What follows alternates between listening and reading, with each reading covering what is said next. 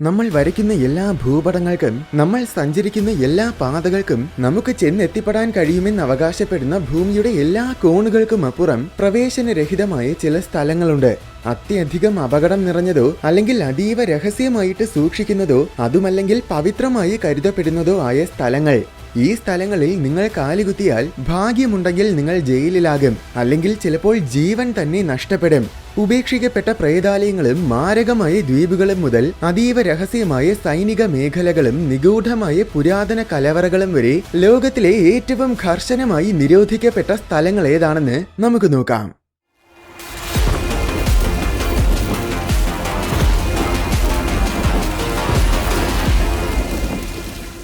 ബ്രസീലിന് സമീപമുള്ള വളരെ ചെറിയൊരു ദ്വീപാണ് ഇല്യ തക്കായ്മത ഗ്രാൻഡെ. സ്നേക്ക് ഐലൻഡ് എന്നാണ് ഇത് പൊതുവെ അറിയപ്പെടുന്നത്. ലോകത്തിലെ തന്നെ ഏറ്റവും അപകടകരമായ സ്ഥലങ്ങളിലൊന്നാണിത്. കാരണം പേര് പോലെ തന്നെ ഇത് പാമ്പുകൾ കൊണ്ട് നിറഞ്ഞ ഒരു ദ്വീപാണ്. ഈ ദ്വീപിന് വെറും 1/2 സ്ക്വയർ കിലോമീറ്റർ വലിപ്പം പോലുമില്ല. ഇവിടെ ചിലയിടങ്ങളിൽ ഓരോ സ്ക്വയർ മീറ്ററിലും ഓരോ പാമ്പിനെ കാണാം. അത്രയേറെ പാമ്പുകൾ ഇവിടെയുണ്ട്. പല തരത്തിലുമുള്ള പാമ്പുകളും ഇവിടെ ഉണ്ടെങ്കിലും ഗോൾഡൻ ലാൻസ് ഹെഡ് വൈപ്പറാണ് അതിൽ ഏറ്റവും പ്രധാനപ്പെട്ടത്. ഈ വർഗം പാമ്പുകളെ ലോകത്തിൽ ഈ ദ്വീപിൽ മാത്രമേ കാണാൻ സാധിക്കൂ. ഇതുപോലെ അപൂർവമായ വേറെയും പല വർഗം പാമ്പുകളും ഇവിടെയുണ്ട്. ഇവിടെ ഇത്രയേറെ പാമ്പുകൾ വരാനുള്ള കാരണം ഏകദേശം 11,000 വർഷങ്ങൾക്ക് മുന്നേ ഉയരുന്ന സമുദ്രനിരപ്പ് കാരണം ഈ ദ്വീപ് ബ്രസീലിൽ നിന്നും വേർപെട്ടു. അതിനാൽ ഈ ദ്വീപിലുണ്ടായിരുന്ന പാമ്പുകളൊക്കെ ഇവിടെ ട്രാപ്പായി പോയി. ഈ പാമ്പുകളെ പിടിക്കാൻ പറ്റിയ ഒരു പ്രഡേറ്ററും ഈ ദ്വീപിൽ ഉണ്ടായിരുന്നില്ല. അതുകൊണ്ട് തന്നെ ഈ പാമ്പുകൾ പെറ്റുപെരുകാൻ തുടങ്ങി.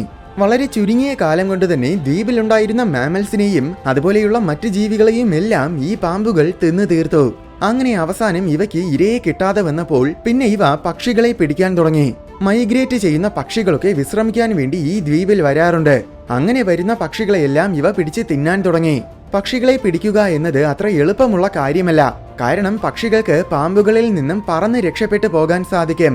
അതിനാൽ ഈ പാമ്പുകൾ വളരെ മാരകമായ വിഷമുള്ളതായിട്ട് പരിണമിച്ചു. ഇവയുടെ ഒരു കൊത്ത് കിട്ടിയാൽ സെക്കൻഡുകൾക്കുള്ളിൽ തന്നെ പക്ഷികൾ വീഴും.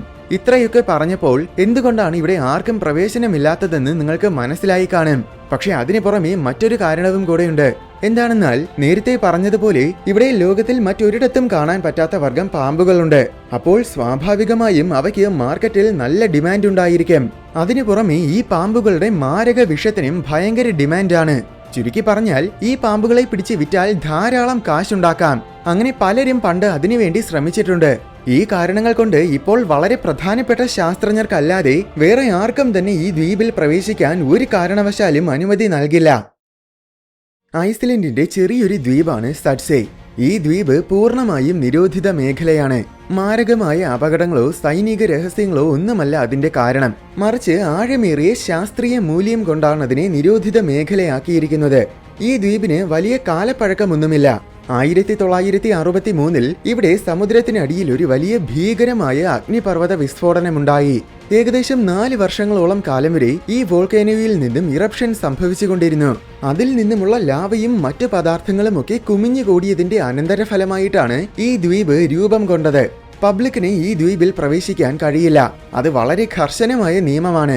അതിന്റെ കാരണമാണെങ്കിൽ പൂർണ്ണമായും ശാസ്ത്രവുമായി ബന്ധപ്പെട്ടതുമാണ്. അതായത് ഒരു പുതിയ ദ്വീപിൽ സ്വാഭാവിക രീതിയിൽ എങ്ങനെയാണ് ജീവൻ ആദ്യമായി കോളനി വൽക്കരിക്കുന്നതെന്ന് പഠിക്കാനുള്ള ഏറ്റവും ഉത്തമമായ ഒരു സ്ഥലമാണ് ഈ ദ്വീപ്. അത് ശാസ്ത്രജ്ഞര് ആദ്യമേ തന്നെ മനസ്സിലാക്കിയിരുന്നു. മനുഷ്യരെ ഈ ദ്വീപിൽ പ്രവേശിപ്പിച്ചാൽ അത് കാരണം പല രീതിയിലുമുള്ള കണ്ടാമിനേഷൻസും ഉണ്ടാകാനുള്ള സാധ്യതയുണ്ട്. അത് പ്രകൃതിയുടെ സ്വാഭാവിക കോളനി വൽക്കരണ പ്രക്രിയയിൽ വലിയ മാറ്റങ്ങൾ വരുത്തും. അനന്തരഫലമായി സ്വാഭാവിക കോളനി വൽക്കരണം എങ്ങനെയാണെന്ന് പഠിക്കാനും ശാസ്ത്രജ്ഞർക്ക് കഴിയില്ല. അതുകൊണ്ടാണ് മനുഷ്യരെ ഇവിടെ പ്രവേശിപ്പിക്കാത്തത്. ആകെ അപൂർവം ചില ശാസ്ത്രജ്ഞർക്ക് മാത്രമേ ഇവിടെ പ്രവേശിക്കാനുള്ള അനുമതിയുള്ളൂ. അവരാണെങ്കിൽ അത്യധികം ശ്രദ്ധയോടെ ആയിരിക്കും ഇവിടെ കയറുന്നത്. നോർവേയുടെ ഒരു ദ്വീപ സമൂഹമാണ് സ്വാൽബാർഡ്. അതിൽ സ്പിറ്റ്സ്ബർഗൻ എന്നൊരു ദ്വീപിലെ വലിയൊരു പർവ്വതത്തിനുള്ളിൽ വളരെ സുരക്ഷിതമായ ഒരു നിലവറ നിർമ്മിച്ചിട്ടുണ്ട്. അതാണ് സ്വാൽബാർഡ് ഗ്ലോബൽ സീഡ് വോൾട്ട്. പേര് പോലെ തന്നെ ഇത് വിത്തുകൾ സൂക്ഷിക്കുന്ന ഒരു കലവറയാണ്. ദശലക്ഷക്കണക്കിന് വിത്തുകളുടെ വിത്തുകളാണ് ഇവിടെ സൂക്ഷിച്ചു വെച്ചിട്ടുള്ളത്. പക്ഷേ എല്ലാം തന്നെ ആഹാര പദാർത്ഥങ്ങൾ നൽകുന്ന ചെടികളുടെ വിത്തുകളാണ്. അല്ലാതെ മറ്റ് ചെടികളുടെ വിത്തുകൾ ഒന്നും തന്നെ ഇവിടെ സൂക്ഷിക്കാൻ അനുമതിയില്ല. അതുപോലെ ജനറ്റിക്കലി മോഡിഫൈ ചെയ്ത ചെടികളുടെ വിത്തുകളും സൂക്ഷിക്കാൻ പറ്റില്ല. പകരം പ്രകൃതിദത്തമായ ചെടികളുടെ വിത്തുകൾ മാത്രമേ വെക്കാൻ പറ്റൂ. ഇതിന്റെ മേൽനോട്ടം വഹിക്കുന്നത് നോർവേ ആണെങ്കിലും ലോകരാജ്യങ്ങളെല്ലാം ചേർന്നാണ് ഇതിനെ മെയിൻറ്റെയിൻ ചെയ്യുന്നത്. ലോകമെമ്പാടുമുള്ള രാജ്യങ്ങളിൽ നിന്നും ഇവിടെ വിത്തുകൾ കൊണ്ടുവച്ചിട്ടുണ്ട്. ആവശ്യം വരുമ്പോൾ കൊണ്ടുവച്ചവർക്ക് തന്നെ അത് തിരിച്ചെടുക്കാനും കഴിയും. പക്ഷെ അത് വളരെ വളരെ അപൂർവമായിട്ട് മാത്രമേ സംഭവിച്ചിട്ടുള്ളൂ. ഈ കലവറ കൃത്യമായും ഈ ലൊക്കേഷനിൽ തന്നെ സ്ഥാപിക്കാൻ ചില കാരണങ്ങളുണ്ട്. പ്രധാനമായും ഇത് നോർത്ത് പോളിന് സമീപത്താണ് സ്ഥിതി ചെയ്യുന്നത്. അതിനാൽ ഇവിടെ തീവ്രമായ തണുപ്പാണ്. അപ്പോൾ ആർട്ടിഫിഷ്യൽ കൂളിംഗ് സിസ്റ്റംസ് ഒക്കെ തകർന്നാൽ പോലും വിത്തുകൾ കേടുപറ്റാതെ സുരക്ഷിതമായിട്ടിരിക്കാൻ പ്രകൃതിയുടെ ഈ തണുപ്പ് തന്നെ സഹായിക്കും. രണ്ടാമതായി, ഈ പ്രദേശം അത്യധികം സ്റ്റേബിൾ ആണ്.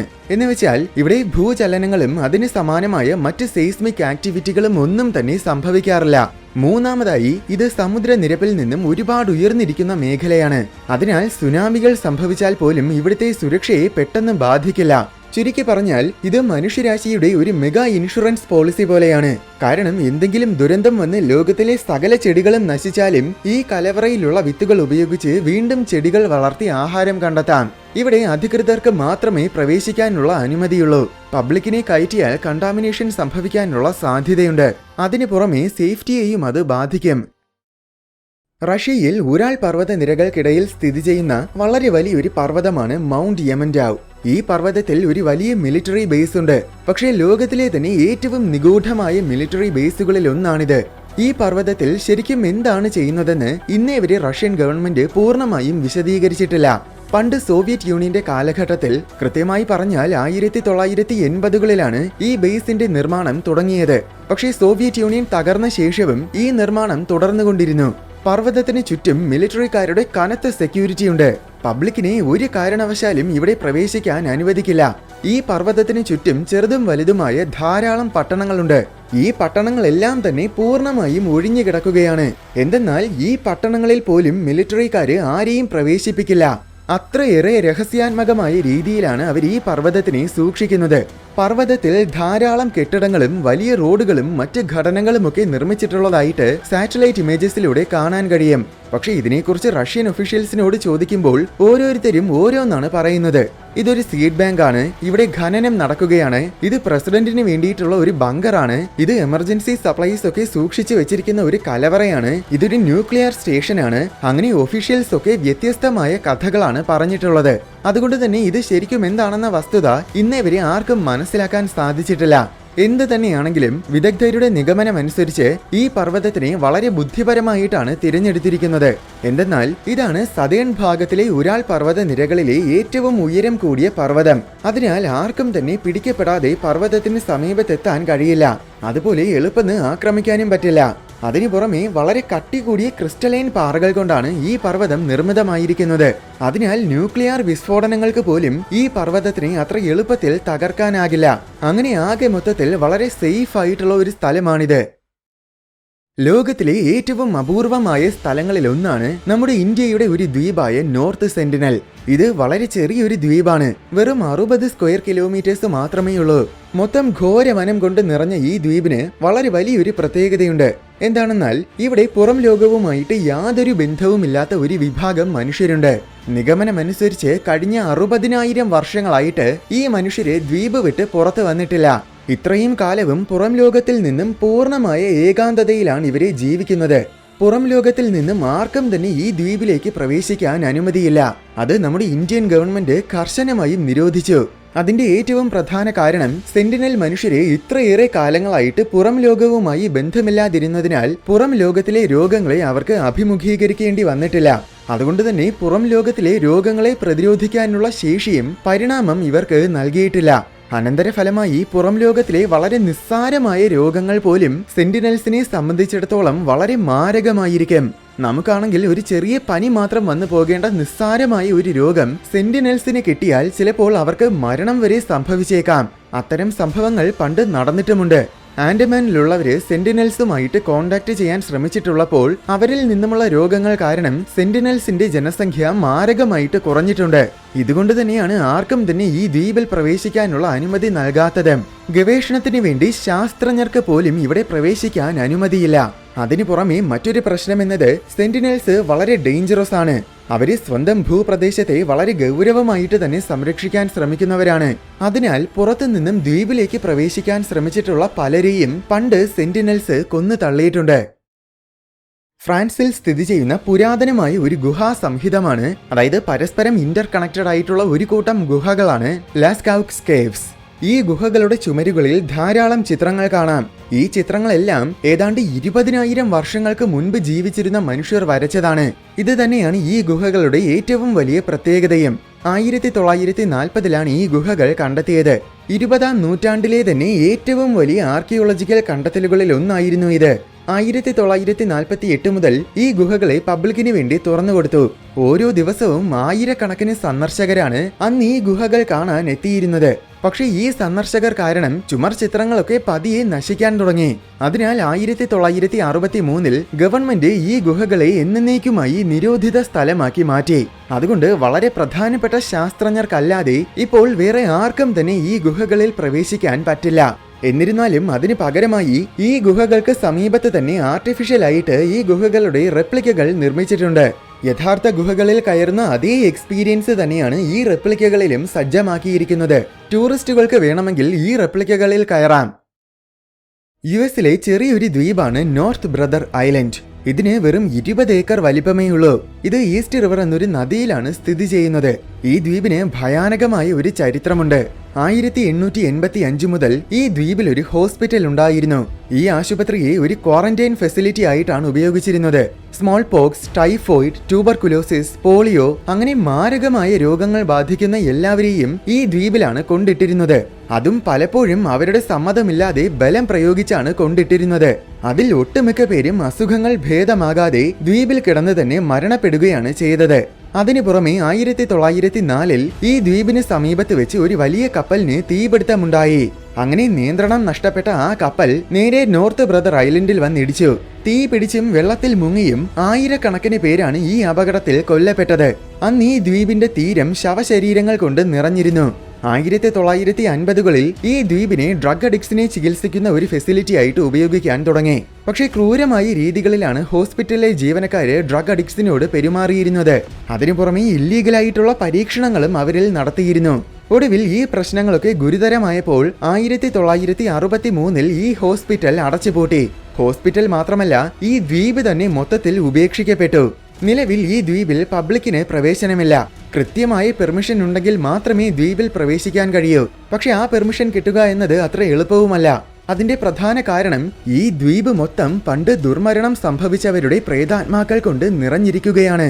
ഈ ദ്വീപിൽ പോയിട്ടുള്ള ആരും തന്നെ തിരിച്ചു വന്നിട്ടില്ല. ദ്വീപിന് സമീപത്തെത്തുമ്പോൾ തന്നെ ആ പ്രേതാത്മാക്കളുടെ അലർച്ചകൾ കേൾക്കാൻ സാധിക്കും. ഇങ്ങനെയൊക്കെയുള്ള പല തള്ളുകളും ഇന്റർനെറ്റിൽ നിങ്ങൾക്ക് കാണാൻ സാധിക്കും. പക്ഷെ സത്യം എന്താണെന്നാൽ ഈ ദ്വീപിലുള്ള കെട്ടിടങ്ങളെല്ലാം വളരെ പ്രാചീനമാണ്. എപ്പോൾ വേണമെങ്കിലും അതൊക്കെ തകർന്നു വീഴാനുള്ള സാധ്യതയുണ്ട്. അതുകൊണ്ടാണ് ആരെയും പ്രവേശിപ്പിക്കാത്തത്. അതുമാത്രമല്ല, മനുഷ്യരാൽ ഉപേക്ഷിക്കപ്പെട്ട ഈ ദ്വീപിനെ പിന്നീട് പ്രകൃതി ഏറ്റെടുത്തു. അതിനുശേഷം ദ്വീപ് മൊത്തം വനം കൊണ്ട് നിറഞ്ഞു. അതിനു പുറമെ നിലവിൽ ഇതൊരു ബേർഡ് സാങ്ച്വറി കൂടെയാണ്. അങ്ങനെ പ്രകൃതിയുടെ സംരക്ഷണത്തിനും കൂടെ വേണ്ടിയിട്ടാണ് ആരെയും കയറ്റാത്തത്. വത്തിക്കാൻ സിറ്റിയിൽ ചരിത്രരേഖകൾ സൂക്ഷിച്ചു വെച്ചിരിക്കുന്ന വളരെ വലിയൊരു ഗ്രന്ഥപുരയാണ് വത്തിക്കാൻ അപ്പോസ്തോലിക് ആർക്കൈവ്. ഇവിടെ 1200 വർഷങ്ങളിൽ കൂടുതൽ പഴക്കമുള്ള ചരിത്രരേഖകളുണ്ട്. ഇവിടുത്തെ മൊത്തം ഷെൽഫുകളുടെ നീളമെന്നത് ഏതാണ്ട് 85 കിലോമീറ്റേഴ്സ് ആണ്. ഈ ഷെൽഫുകളിൽ മൊത്തം സൂക്ഷിച്ചു വെച്ചിരിക്കുന്നത് ചരിത്രരേഖകൾ തന്നെ. ലോക നേതാക്കളുടെ കത്തുകൾ, ചരിത്രപരമായ ഉടമ്പടികൾ, വത്തിക്കാൻ സിറ്റിയുടെ മൊത്തം ചരിത്രം, പോപ്പിനെ തിരഞ്ഞെടുക്കുന്ന കർദിനാളന്മാരുടെ ഡീറ്റെയിൽസ്, അങ്ങനെ പ്രധാനപ്പെട്ട ഒരുപാട് രേഖകൾ ഇവിടെയുണ്ട്. പക്ഷെ ഈ ഗ്രന്ഥപുരയിലേക്ക് പബ്ലിക്കിന് പ്രവേശനമില്ല. ഗ്രന്ഥപുര മൊത്തത്തിൽ വളരെ കനത്ത സെക്യൂരിറ്റി ഉണ്ട്.